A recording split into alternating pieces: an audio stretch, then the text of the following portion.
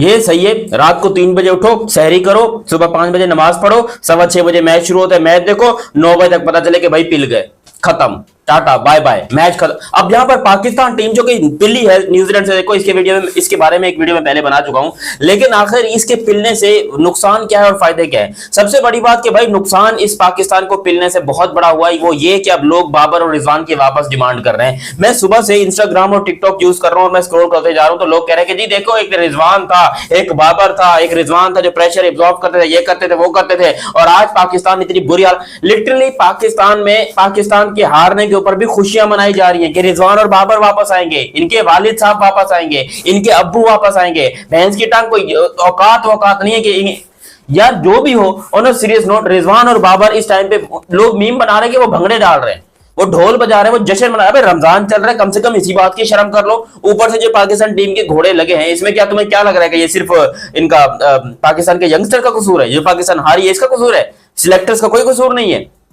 अजीबो गरीब, तुमने सारे कुछ 6-6 डेब्यू एक ही दिन में कराओगे, वो भी तुम न्यूजीलैंड की पिचेस के ऊपर, जहां पर बाबर रिजवान की फटके वैसे ही 4 हो जाती है। बाबर रिजवान ने कौन सी वहां पर परफॉर्मेंस दिखाई है, मुझे जरा रिकॉर्ड उठा के चेक करवाना। खैर, मैं इनकी मां बहन करता हूं जो पाकिस्तान न्यूजीलैंड से पिला है, इसके बारे में जो पाकिस्तान वाले खुशियां मना रहे थे, इनको भी एक्सपोज करते हैं। और दूसरा, जो रिजवान और बाबर की डिमांड कर रहे हैं कि इनको वापस आना चाहिए, मैं इनकी भी मां बहन करता हूं। लेकिन खैर, अभी तक आप लोगों ने चैनल सब्सक्राइब नहीं किया तो सब्सक्राइब करो, और सब्सक्राइब करते ही बेल आइकन दबाओ। On a serious note, Pakistan cricket team का बरगाती या बेगैरती या बर्बादी, या जो भी बोलोगे, बगैरती को और बर्बादी को मिक्स करके बरगादी बनता है, वो सब कुछ पाकिस्तान में बहुत भरा पड़ा है। आप खुद सोचिए, रिजवान और बाबर अपने आप को टीम में इस तरह इन लोगों ने पक्का किया, इतने ये लोग चालाक हैं, इतने ये लोग शातिर दिमाग हैं कि इन लोगों ने पाकिस्तान टीम की जड़ें ही खोखली कर दी कि अब हम इस पोजीशन पे आ चुके हैं कि पाकिस्तान में जो यंग टैलेंट निकल के आ रहा है वो भी कुछ नहीं कर पा रहा, वो भी हग रहा है। और इसके कसूर भाई रिजवान बाबर हैं। बाबर ने 2017 से लेकर 2020 तक ऐसी क्रिकेट खेली कि हर बच्चा बाबर की तारीफ करता था। और ये ड्रामा अभी से नहीं है, मैं आपको सीरियसली बताऊं, ये ड्रामा पाकिस्तान में बड़े लंबे अरसे से चल रहा है। रिजवान और बाबर ने जो स्टैंडर्ड सेट कर दिया है, उसके मुताबिक पाकिस्तान के नए बच्चे निकल कर आ रहे हैं। अब सब इन बच्चों के ऊपर प्रेशर, देखो हार गए, बेगैरती दिखाई है इन्होंने। ये नए लड़के हैं, कम से कम 10-10 रन तो बनाने चाहिए थे, लेकिन 0 पे आउट होकर गए हैं। और इन लड़कों के ऊपर अब एक्स्ट्रा प्रेशर ये है कि देखो, तुम लोगों ने परफॉर्म ना किया तो वो रिजवान फिर बैठे हैं तैयार, वो फिर आने को तैयार बैठे हैं, वो पाकिस्तान को लेने के लिए तैयार। और वाकई यार, मैं कितनी, मुझे समझ नहीं आ रहा कि मैं बात करूं तो क्या करूं, मेरा दिमाग घूम गया है। रात को 3 बजे से जाग के बैठा हूं, आंखें लाल हो रही हैं। अजीब तमाशा इन लोगों ने बना के रखा है यार। खुद सोचो, ये पाकिस्तान की क्रिकेट, अबे वहां इंडिया के तुम यंगस्टर को देखो, है वहां पर तुम देखो, तिलक वर्मा हो गए, वो रिंकू सिंह हो गए, इंडिया के यंगस्टर वो कैसे कर रहे हैं, यशस्वी जायसवाल हो गए। उनसे तो भाई कोई रोहित और विराट के कोई प्रेशर नहीं है, ना ही उनके ऊपर कोई जो है वो रोहित और विराट के वापस आने का डर है, ये वो। उनको पता है कि भाई हम यहाँ पर खेल रहे हैं और किसी के बाप में दम नहीं है, जब तक हम अच्छा खेल रहे हैं हमें कोई निकाल सके। मेरिट है वहां पर इंसाफ है। हमारे पाकिस्तान में कौन सा इंसाफ? यहाँ पर ये खेल लिया ना, ये हारिस और वो जो भी था, आसान था, पता नहीं क्या नाम था, फेल हो गए ना। अब बाबर और रिजवान के फैंस जो है वो निकल कर आए हैं, बिल्कुल ऐसे जैसे बारिश के अंदर मेंढक और वो जो केचवे निकल के आते हैं ना, वो निकल के आए कि जी रिजवान और बाबर को वापस लेकर आओ। भैंस की टंग, उनसे आगे भी निकल जाओ। उन लोगों ने रिटायर हो जाना है 2-3 साल के अंदर। वो उनकी क्रिकेट जितनी थी उन्होंने कर ली है, वो बस बैठे हैं बाहर पैसा कमाने के लिए। उनको सिर्फ पैसे, उनको भी मुल्क से कोई लेना देना नहीं है। इतना एक्सपीरियंस उन लोगों ने हासिल कर लिया कि अब वो वैसे ही इन पिचेस के ऊपर अच्छा खासा ठीक ठाक खेल लेते हैं। लेकिन कम से कम हमारे यंगस्टर जो हैं वो, चलो 1 साल फेल होंगे, 6 महीने फेल होंगे, कुछ ना कुछ करेंगे, लेकिन कभी ना कभी तो चलेंगे। फिलहाल फेल हो गए, घंटे पे चढ़ जाएं, बर्बाद हो गई ये लीग। एक सीरीज चलो हम वैसे कुर्बान, ये तो हमको पता था कि पाकिस्तान हारेगा, लेकिन ये नहीं पता था कि इतने गंदे तरीके से हारेगा। हम खाम क्रिटिसाइज तो कर रहे हैं कि भैया पाकिस्तान ये पिल गया, ये पिल गया, वो पिल गया, लेकिन भाई एक तो ये पाकिस्तान की बी टीम है, दूसरा न्यूजीलैंड की भी बी टीम है। ये नहीं कि न्यूजीलैंड की एक टीम है, ना, न्यूजीलैंड की भी बी टीम है। उन्होंने भी ठीक ठाक पकड़ के रौंदा है हमको, 10 ओवर में टारगेट चेज करके वो साइड में बैठ गए। और दूसरा, उनको होम एडवांटेज है। ये भाई साहब ने मुझे कमेंट किया था कि भाई न्यूजीलैंड को होम एडवांटेज है। होम एडवांटेज है भाई, मानते हैं उनको, देखो न्यूजीलैंड को अपने ग्राउंड में ज्यादा पता है। दूसरा, पाकिस्तान की बात करोगे तो पाकिस्तान यहां से गया दुबई, दुबई से गया भैंस की टांग क्राइस्टचर्च से पता नहीं कहां जहां मैच हो रहा है वहां पर गया। कोई 16-20 घंटे के इन लोगों ने ट्रैवलिंग की है, और 1.5 दिन प्रैक्टिस करने के बाद इन लोगों को सीधा मैच खिला दिया। तो ये मान सकते हैं कि भाई पहला T20 हम आजमा नहीं सकते। इट्स टू अर्ली कि भाई हम अभी से बोल दें कि ये फेल हो गए, वो हो गए वगैरह। अभी आ गए 5 T20, और मैं तो कहता हूं भैंस की टांग 5 T20 में यही प्लेइंग 11 खिलाओ।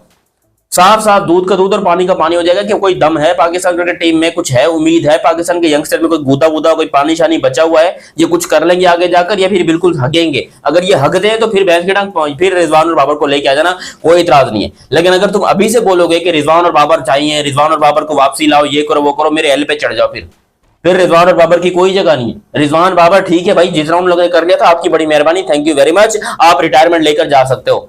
यंगस्टर हैं पाकिस्तान के, कुछ ना कुछ करेंगे। वो कल साहिबजादा फरहान ने डोमेस्टिक में सेंचुरी वेंचुरी मार दी है, वो कहा कि ट्राई कर लेगा कुछ ना कुछ। एक तो ये मसला है कि हमारे यंगस्टर जो भी आते हैं इनको पहले ही जहन में बता दिया जाता है कि भाई तुम लोग 2 मैचेस के लिए आए हो, तुम लोग 3 मैचेस के लिए आए हो, कर गए तो कामयाब हो, नहीं तो फिर तुम लोग बाहर हो। और रिजवान और बाबर आगे तैयार बैठे होते हैं। अभी भी रिजवान और बाबर तड़प रहे हैं कि भाई न्यूजीलैंड की पिचेस के ऊपर हमको जाके खेलना है, हम जाकर खेलेंगे। और ये आपको बता दूं, ये ऑस्ट्रेलियन पिचेस, न्यूजीलैंड पिचेस, ये ऐसी पिचेस हैं यहाँ पर तो बाबर के कोई रिकॉर्ड्स है ही नहीं। 2022 का वर्ल्ड कप याद है, बाबर आजम की 150 थी, सिर्फ वो भी नेदरलैंड के अगेंस्ट, सिर्फ 150 थी बाबर आजम की, सिर्फ 150 थी रिजवान की।